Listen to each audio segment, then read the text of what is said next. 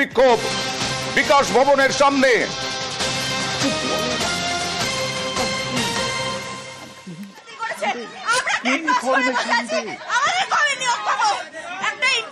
TET চাকরি প্রার্থীদের বিক্ষোভ, টেট চাকরি প্রার্থীদের বিকাশ ভবন অভিযানের মধ্যেই কথা বলবো প্রতিনিধি সুদীপ্তর সঙ্গে। সুদীপ্ত, এটা কোথায় ঠিক?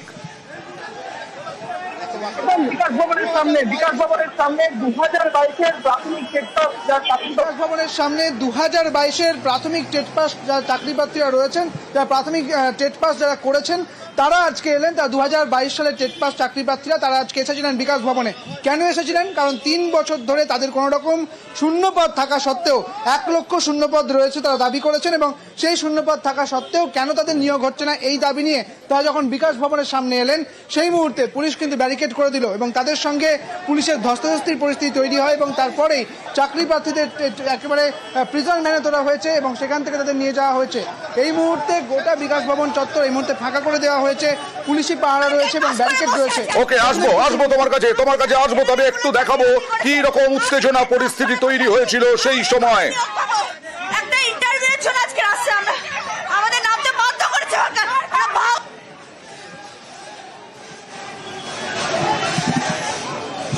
2022-এর টেট পাস চাকরি প্রার্থীরা বিকাশ ভবনে অভিযান নিয়োগের দাবিতে। সেখানে আসার সঙ্গে সঙ্গে ব্যারিকেড ভাঙার চেষ্টা করলে সেখানে বসে পড়ার চেষ্টা করেন এই চাকরি প্রার্থীরা এবং তারপরে টেট পাস করে বসে আছি আজকে আমরা রাস্তায়। 26,000 ছেলে মেয়েগুলো চাকরি বাতিল করেছে, আমরা টেট পাস করে বসে আছি। আমাদের কবে নিয়োগ পাবো? একটা ইন্টারভিউর জন্য আজকে আসছে, আমাদের নামতে বাধ্য করেছে সরকার।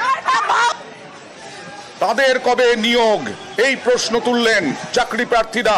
টেনে হিচড়ে পুলিশ টেনে তুলল প্রিজন ভ্যানে। কথা বলবো আরো একবার প্রতিনিধি সুদীপ্তর সঙ্গে।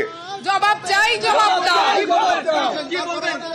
হ্যাঁ, আমরা আজ দীর্ঘ 7 বছর এই মুহূর্তে আরো একবার তারা কিন্তু আরো কয়েকজন মিলে বিকাশ ভবনের সামনে এসেছেন। তারা বলছেন, তাদের কাছে একবার জানার চেষ্টা করবো তাদের মূলত দাবি কি রয়েছে। আমাদের প্রতিশ্রুতি দেওয়া হচ্ছে, মাননীয় মুখ্যমন্ত্রী বলছেন 1 লক্ষ শূন্যপদ শিক্ষক পদ ফাঁকা আছে, কিন্তু আমরা 1 লক্ষ চাই না। আমরা দীর্ঘ 7 বছর ধরে বঞ্চিত। আমাদের 50,000 প্রাথমিকের শিক্ষকের শূন্যপদ দিন।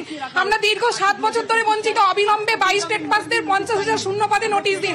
মাননীয়, আমরা আর পারছি না, দয়া করে আমাদের নিয়োগ দিন। আমাদের বাড়িতেও পরিবার আছে, বাবা মা আছে। আমরা বিকাশ ভবনে, আমরা শিক্ষা দপ্তরের কাছে জানতে চাই। আমাদের পর্ষদ ভবনে গেলে বলা হচ্ছে আমরা বিকাশ ভবনের কাছে শূন্যপদ চেয়ে পাঠিয়েছি, কিন্তু কখনোই আমরা সদুত্তর দিতে পারছেন না। ওনারা কেসের পর কেস বলছেন এখন ওবিসি মামলা মিটলে দেবে, কিন্তু আমরা আর ধৈর্য ধরে বসে থাকতে পারছি না। আমাদের অবিলম্বে 50,000 শূন্যপদে ইন্টারভিউ নোটিশ দিন, এটাই আমাদের দাবি।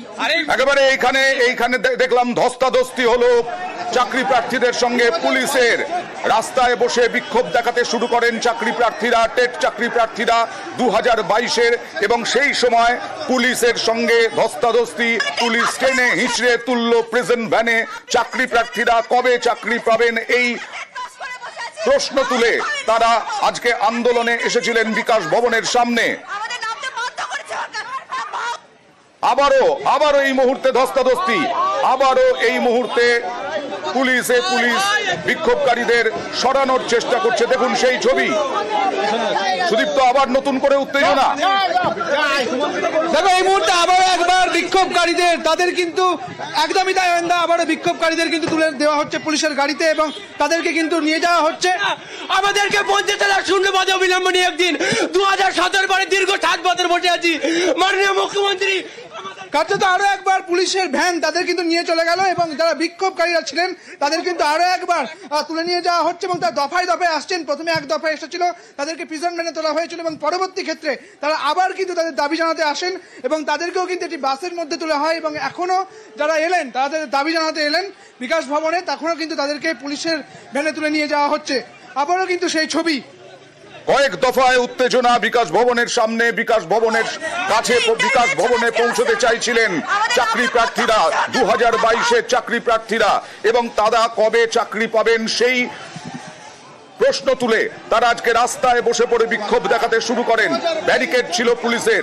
রাস্তায় বসে পড়ার সঙ্গে সঙ্গে পুলিশ তাদের সরিয়ে দেওয়ার চেষ্টা করে, টেনে হিচড়ে পুলিশ প্রিজন ভ্যানে তুলে দেয় এবং সেই সময় ধস্তাধস্তি হয় পুলিশের সঙ্গে।